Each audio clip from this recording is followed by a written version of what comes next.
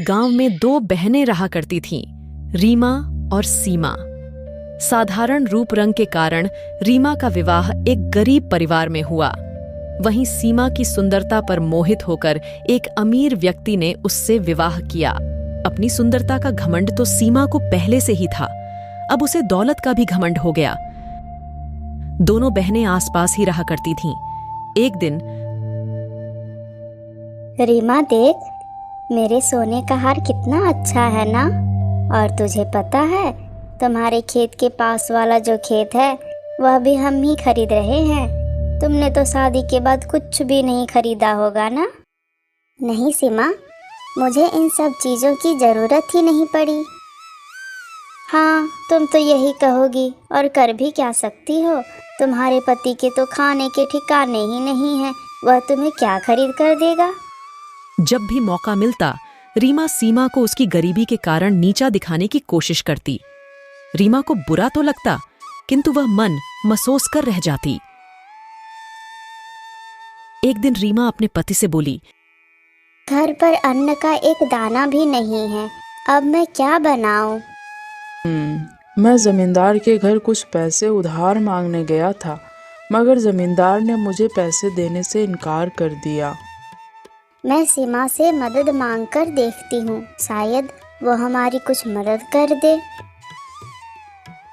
ऐसा कहकर वो सीमा के घर गई। बहन, आज तुम थोड़े पैसों की मदद कर दो, फसल बिकते ही हम तुम्हारे पैसे लौटा देंगे।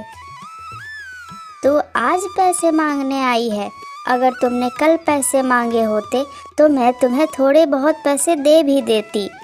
मैंने तुम्हें बताया था ना, तुम्हारे खेत के पास वाला खेत जो हम खरीद रहे हैं। तो आज सुबह सुबह मेरे पति घर में जितने भी पैसे थे सभी लेकर चले गए हैं। घर में आज पैसे नहीं हैं बहन। रीमा ने कई बार सीमा से मदद की गुहार की थी, किंतु सीमा ने कभी उसकी कोई मदद नहीं की।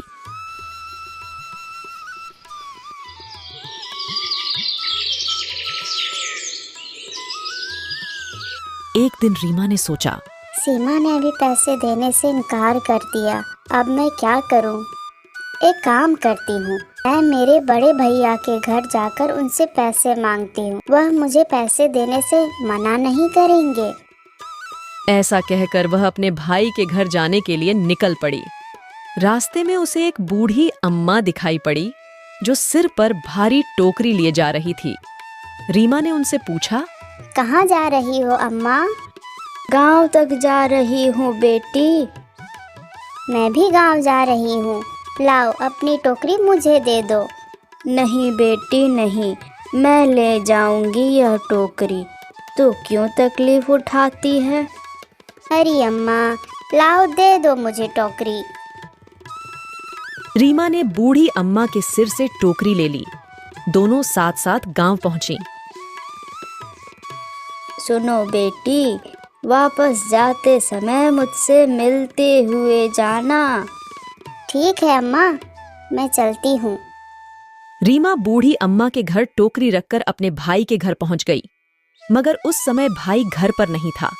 वह अपनी भाभी से मिली। भाभी, भैया कहाँ हैं? वो अभी घर पर नहीं है, पर मुझे भैया से जरूरी काम था। क्या काम है, मुझसे कहो।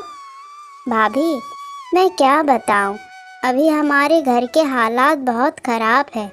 हमारे पास 2 वक्त के खाने के भी पैसे नहीं हैं। तो इसमें हम क्या कर सकते हैं? हमारे पास कोई पैसों का पेड़ थोड़ी है जिससे पैसे तोड़कर तुम्हें दे दे। हमारे पास पैसे नहीं हैं। इसके अलावा कोई काम हो तो बताओ, वरना यहाँ से जाओ। ठीक है भाभी, मैं चलती हूँ। भाभी ने उसे घर से भगा दिया। दुखी होकर वह अपने गांव वापस लौटने लगी। रास्ते में उसी बूढ़ी अम्मा का घर पड़ा। अम्मा, मैं आ गई। बोलो, मुझे क्यों बुलाया था? ये टोकरी अपने साथ लेती जाओ बेटी। इस टोकरी में क्या है अम्मा? इसमें कुछ लड्डू हैं बेटी। अगर तुम्हें रास्ते में भूख लगे तो वो लड्डू तुम खा लेना। ठीक है अम्मा, अब मैं चलती हूँ, वरना मुझे घर पहुँचते पहुँचते शाम हो जाएगी। बूढ़ी अम्मा ने रीमा को अपनी टोकरी देकर विदा कर दिया। रीमा, आज तुम अपने भैया के घर गई थी ना? तुम्हारे भैया ने कुछ मदद की? भैया घर पर नहीं थे और भाभी ने मुझे घर से भगा दिया। इसका मतलब आज भी हमें भूखे रहना पड़ेगा। नहीं, आज हमें भूखे नहीं रहना पड़ेगा। कैसे?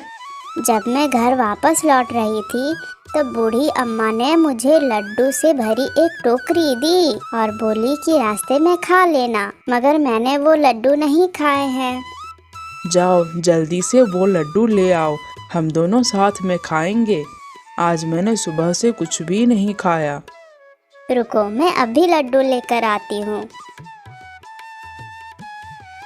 जैसे ही रीमा ने टोकरी पर ढका कपड़ा हटाया तो वो हैरान रह गई। टोकरी सोने के सिक्कों से भरी थी।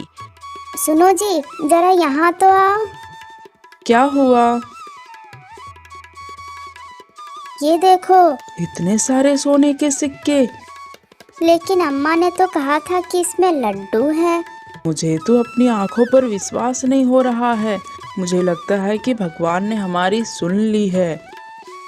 तुम सच बोल रहे हो? मुझे तो विश्वास ही नहीं हो रहा है। रीमा और उसके पति की खुशी का कोई ठिकाना नहीं था। फिर वो दोनों ने गांव में खेती के योग्य एक जमीन खरीदी। रीमा की तरक्की देखकर सीमा को बहुत जलन हो रही थी। वह अपने पति से कहती है, अरे सुनो जी, यह मेरी बहन इतने पैसे वाली कैसे बन गई? इसके पास इतना धन कहाँ से आया? कुछ दिन पहले तो भिखारी जैसे अपने घर पर भीख मांगने आई थी और अब तो हमसे भी ज्यादा पैसे वाली हो गई है। मैं भी यही सोच रहा हूँ। पहले तुम्हारी बहन का पति लोगों के खेत में दिहाड़ी काम करता था और एकदम से इतना पैसा कहाँ से आया? मगर अभी कुछ दिन पहले मैंने तुम्हारी बहन को तुम्हारे भाई के घर की ओर जाते देखा था। क्या भैया के घर की ओर? हाँ। मुझे तो लगता है भैया के घर से ही इतनी सारी धन दौलत लेकर आई होगी।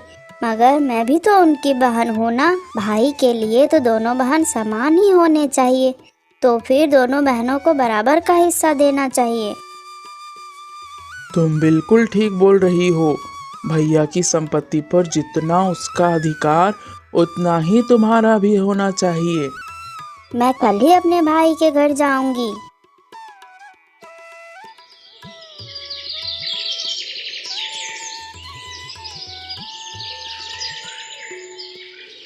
अगले दिन वह भाई के गांव के लिए निकल पड़ी।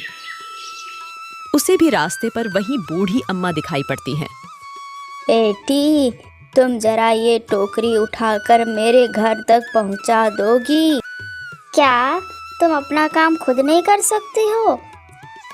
मैं बूढ़ी हो गई हूँ बेटी, मुझसे ज़्यादा वजन नहीं उठता, तो कृपा करके बेटी बस ये टोकरी मेरे कंधे पर ही रख दो। मैं तुम्हारी नौकर नहीं हूँ। ऐसा कहकर सीमा आगे बढ़ गई। वह आखिरकार अपने भाई के घर पहुंची। भाई घर पर ही था। उसने उसका खूब आदर सत्कार किया, मगर बिना कुछ दिए ही उसे वापस भेज दिया। दुखी मन से वह वापस लौटने लगी। भैया, भी कुछ दिन पहले रीमा यहाँ पर आई थी क्या? हाँ, थोड़ी दिन पहले रीमा आई थी, मगर मैं उससे नहीं मिल पाया। जब वह आई थी मैं बाहर शहर गया था। उससे केवल तुम्हारी भाभी ही मिली। भाभी, तुमने उसे कुछ दिया था क्या? नहीं, मैंने तो उसे कुछ भी नहीं दिया। हमारे पास कुछ होगा तो ही तो देंगे उसे। सीमा सोचने लगी। भैया ने तो उसको कुछ भी नहीं दिया, तो फिर उसे इतना सारा धन कहाँ से मिला?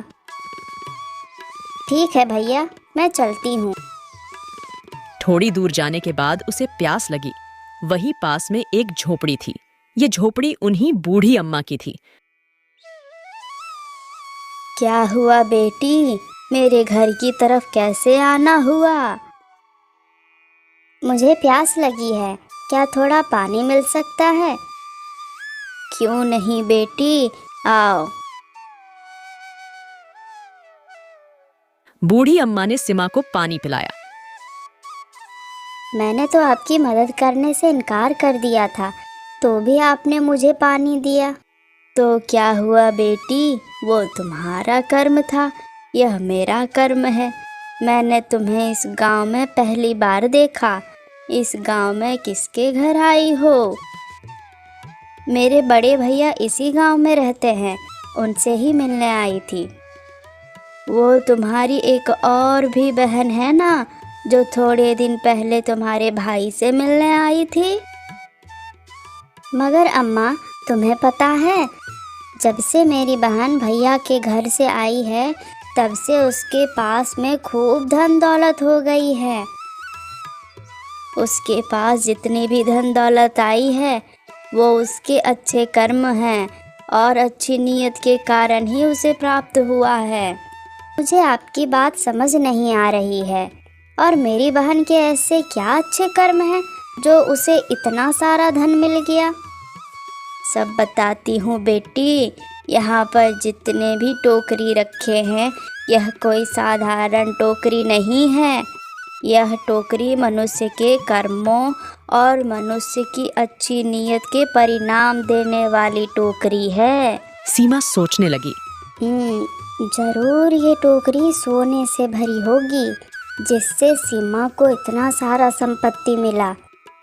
मैंने इसकी मदद नहीं की थी, इसीलिए मुझे मनुष्य के कर्मों का पाठ पढ़ा रही है। अम्मा, मैं तुम्हारी बात अच्छे से समझ गई। आपको आपत्ति ना हो तो एक टोकरी मैं ले लूं। मैं भी अपने कर्म आजमा कर देखती हूँ। क्यों नहीं बेटी, तुम भी एक टोकरी ले लो। तुम भी अपने कर्म और अपनी नीयत का फल पाओगी। सीमा एक टोकरी लेके वहां से चली जाती है। ये टोकरी तो है बड़ी भारी। खोल के देखती हूँ, कितने सारे सोने चांदी होंगे इसमें। जैसे ही सीमा ने टोकरी का कपड़ा हटाया, उसमें सिर्फ पत्थर ही भरे थे। हाय रे मेरी किस्मत, सोने चांदी भी पत्थर बन गए। सीमा फूट फूट के रोने लगी। उसे अपने बुरे व्यवहार, घमंड और लालच का फल मिल गया था।